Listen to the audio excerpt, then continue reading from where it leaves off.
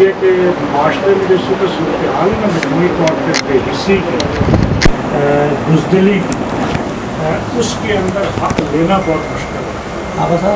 تو میں سب سے پہلے تو اس پہ آپ کو خراج تحسین پیش کرنا چاہوں گا اور مرکزی تنظیم تاجران پاکستان کا صدر ہونے کے ناطے ہم سندھ کے دورے پہ تھے جب ہمیں عظمت شاہ صاحب پہ کچھ ویڈیو کلپ اور میسیجز ملے تو سندھ کا دورہ مکمل کر کے پھر ہم جنوبی پنجاب آئے اور جنوبی پنجاب سے ہم نے مناسب سمجھا کہ ہم خود لاہور حاضر ہوں اور یہاں کے دوستوں سے اس مسئلے کو بھی سمجھیں اور اس کے حوالے سے مل بیٹھ کر تبادلہ خیال بھی کریں.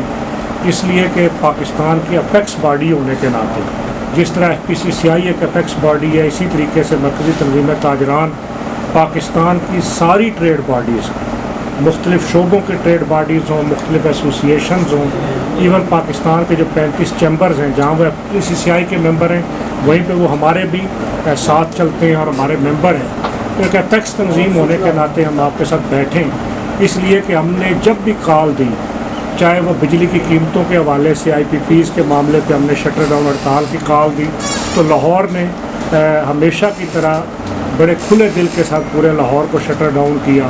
اس سے پہلے ہم نے تاجر دوست اسکیم کے اوپر آپ کو یاد ہوگا شٹر ڈاؤن کی کال دی تھی تو لاہور نے اس کے اندر بھی ہر اول دستے کا کردار ادا کیا. اور ہمارا بالکل یہ ایک ایمان ہے کہ تاجر بیسیکلی گلدستے کے وہ پھول ہیں کہ جو گلدستہ مہکتا ہے تو اس کی پھول ہر خوشبو ہر طرف جاتی ہے.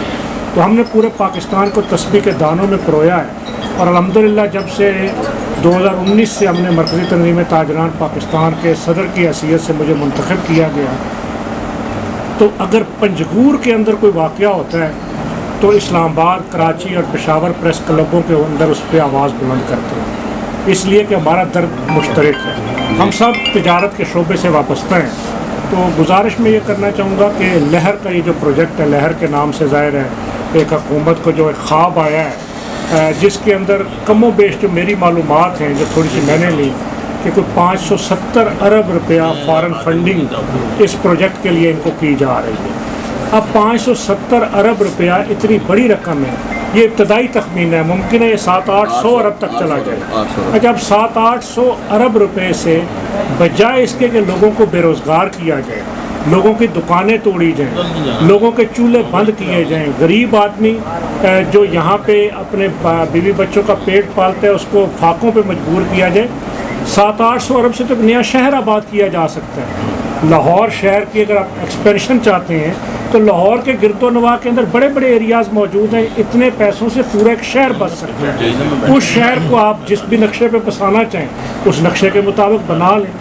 تو سب سے پہلے تو میں مذمت کروں گا کہ یہ جو پروجیکٹ ہے یہ کسی صورت قابل عمل نہیں ہے. قابل عمل نہ ہونے کی جب ہم بات کرتے ہیں تو میں نے جو تھوڑی سی اسٹڈی کی تو دلیل اور منطق کی بنیاد پہ کرتے ہیں کہ جب حکومتی سرپرستی کے اندر یہ جو 12 دروازے ہیں آپ کے ان 12 دروازوں کے اندر جب یا سرکولر روڈ پہ جب تعمیرات ہو رہی تھی تو یہ تعمیرات اداروں سے چھپی ہوئی تو نہیں تھی. اداروں نے خود چاہے وہ متروکہ وقف املاک بورڈ ہو چاہے وہ یہاں کی کارپوریشن ہو یا دیگر ادارے انہوں نے خود تاجروں کو لیز پہ دکانیں دی ہیں ان کے کرائے وصول کیے ہیں ان کے ٹیکسز وصول کیے ہیں.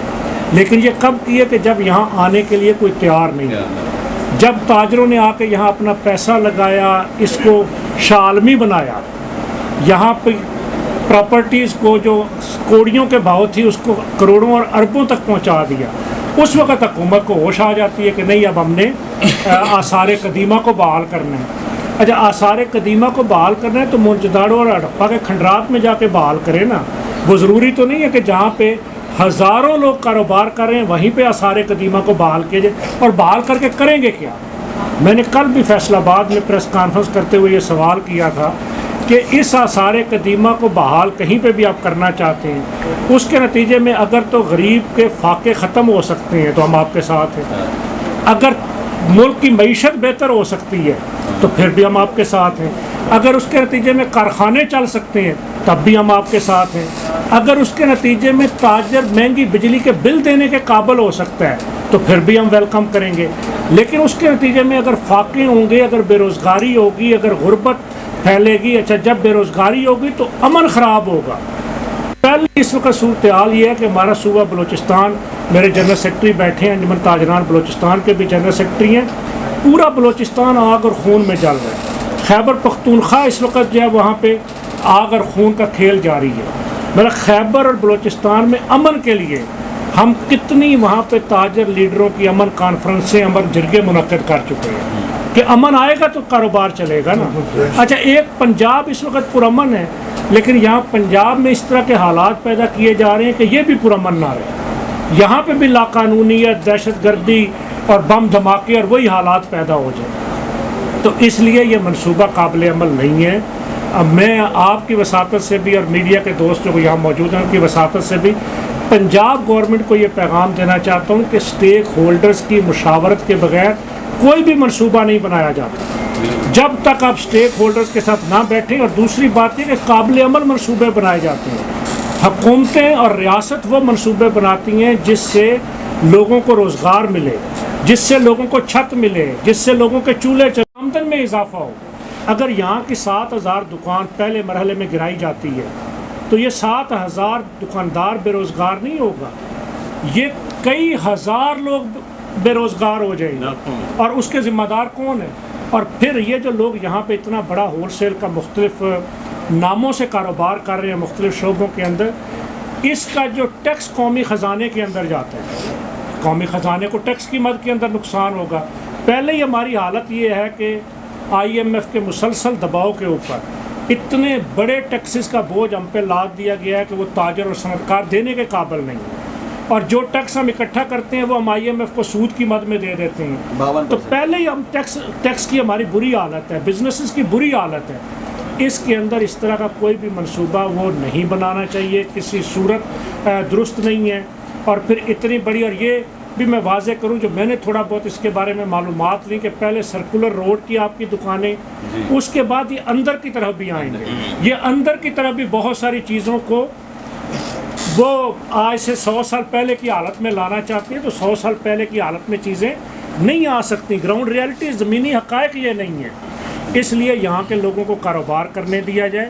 اور آپ دوستوں سے میں یہ گزارش کرنا چاہوں گا کہ دیکھیے، جب تک آپ جرت اور ہمت کے ساتھ کھڑے نہیں ہوں گے، جب تک آپ اپنے حق کے لیے باہر نہیں نکلیں گے، جب تک یہاں کا تاجر موبلائز نہیں ہوگا، اس وقت تک حق نہیں ملتے۔ یہ اس ملک کا المیہ ہے۔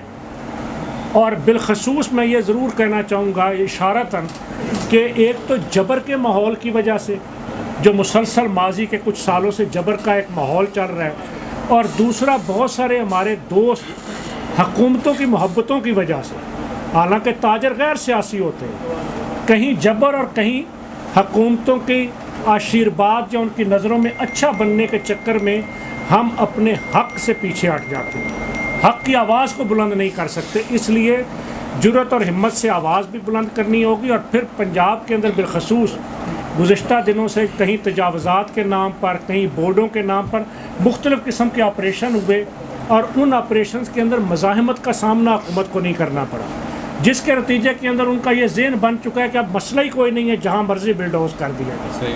تو اس کے لیے آپ دوستوں کو کھڑے ہونا ہوگا، آپ دوستوں کو باہر نکلنا ہوگا۔ مرکزی تنظیم تاجران پاکستان کے صدر کی حیثیت سے میں آپ کو اس بات کا یقین دلاتا ہوں کہ آپ یہاں پہ کھڑے ہوں گے، شہر لاہور آپ کے ساتھ کھڑا ہوگا۔ شہر لاہور کی ساری تنظیمیں مرکزی تنظیم تاجران پاکستان کی اتحادی ہیں، اس کی چھتری کے نیچے چلتی ہیں، اس کے ساتھ چلتی ہیں۔ اس حیثیت سے بھی وہ سارے آپ کے ساتھ کھڑے ہوں گے۔ اور صرف یہ نہیں، اگلے مرحلے کے اندر ضرورت پڑے گی تو ہم پورا پنجاب آپ کے ساتھ کھڑا کریں گے۔ اس سے اگلے مرحلے میں ضرورت پڑے گی تو ہمیں پورے پاکستان میں شٹر ڈاؤن کرنا پڑا، ہڑتال کرنی پڑی، احتجاج کرنا پڑا۔ کراچی، لاہور، پشاور، حیدرآباد، سکھر، ملک کے مختلف شہروں کے پریس کلبوں میں پریس کانفرنسز کرنی پڑی، وہاں پہ آپ کے حق کے اندر بات کرنی پڑی۔ تو پورے ملک سے آپ کو آواز آئے گی کہ آپ کے حق کے اندر آواز بلند ہو رہی ہے۔ لیکن چونکہ مدعی مقدمہ آپ ہیں، اس لیے آپ کو ہر اول دستے کا کردار ادا کرنا ہوگا۔ ہم صرف آپ کے پاس حاضر ہوئے ہیں یہ یقین دلانے کے لیے کہ آپ اکیلے نہیں ہیں، پورے پاکستان کا تاجر آپ کے ساتھ ہے۔ آپ میدان عمل کے اندر نکلیں، لاہور کے اندر ان مارکیٹوں کی سطح پہ آپ کو احتجاج کرنا ہو، آپ کو دھرنا دینا ہو، آپ کو چوک اور چوراہے بند کرنے ہوں، آپ کو پریس کانفرنس کرنی ہو، آپ کو میڈیا پہ آواز بلند کرنی ہو، ایون اس سے آگے بڑھتے ہوئے میں ذرا اگلی بات بھی کرنا چاہتا ہوں، آپ کو وزیر اعلیٰ ہاؤس کا گھیراؤ کرنا ہو، آپ کو یہاں پہ گورنر ہاؤس کے باہر دھرنا دینا ہو، آپ کو مال روڈ کے اوپر غیر معینہ مدت کے لیے بیٹھنا ہو، تو ہم آپ کے ساتھ آگے بیٹھے ہوں گے. پہلے ہمارے اوپر ہاتھ ڈلے گا، پھر آپ کی طرف ہاتھ آئے گا. اس لیے کہ ہم جب نمائندے ہیں تو ہمارا یہ فرض بنتا ہے کہ ہم اپنے تاجر قائدین کا تحفظ بھی کریں اور ان کے لیے ہم جد و جہد بھی کریں. اور انشاءاللہ میں آپ کو یقین دلاتا ہوں کہ آپ اگر عزم و ہمت کے ساتھ کھڑے ہوں گے.